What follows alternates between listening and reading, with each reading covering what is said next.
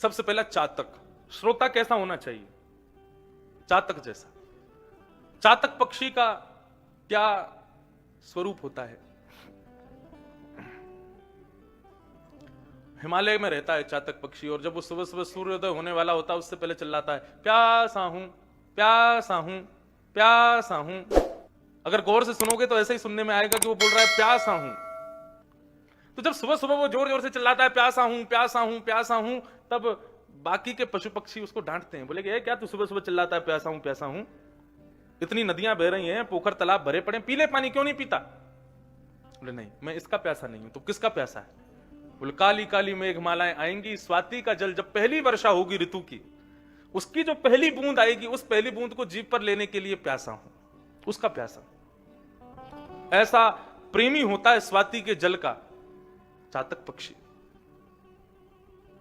चातक तो चातक इतना बड़ा प्रेमी होता है कि वो पानी नहीं पीता कहीं और से, वो जब स्वाति का जल, स्वाति की ऋतु आएगी, स्वाति का जल गिरेगा, उसी को ही पीता है, उसी का प्यासा होता है वो।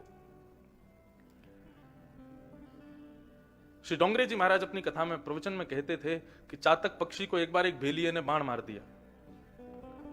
इतना बड़ा प्रेमी होता है स्वाति के जल का कि चातक पक्षी वृक्ष से गिर रहा था, नीचे गंगा जी बह रही थी, तो अपनी चोंच को पकड़ लेता है और अपने पुत्र से कहता है कि अरे पुत्र तू चिंता मत कर, मैं अपने स्वाति के जल की चाह में अपने प्राण त्याग रहा हूं, मुझे सदगति प्राप्त होगी, लेकिन याद रहे कि गंगा के जल से मेरा तुम तर्पण मत कर देना, मेरा तर्पण भी स्वाति के जल से ही करना। वो गंगा का जल जिसकी एक बूंद यदि अंतिम समय में मुख में चली जाए, विष्णु लोकम से गच्छति, उस गंगा के जल से भी उसको प्रेम नहीं होता, वो स्वाति के जल से प्रेम करता है। पहली वर्षा ऋतु की पहली वर्षा की पहली बिंदु से उसका प्रेम होता है। ऐसा प्रेमी हो कथा का। मतलब वृंदावन में कितने भी मनोरंजन के कार्यक्रम चल रहे हों, लेकिन उन सबके प्रति उसका आकर्षण नष्ट हो जाए, उसकी भागदौड़ किसमें लगी है? बोले भागवत कृपा निकुंज में कथा चल रही है, मुझे वहां पहुंचना है, चाहे कैसे भी पहुंचूं।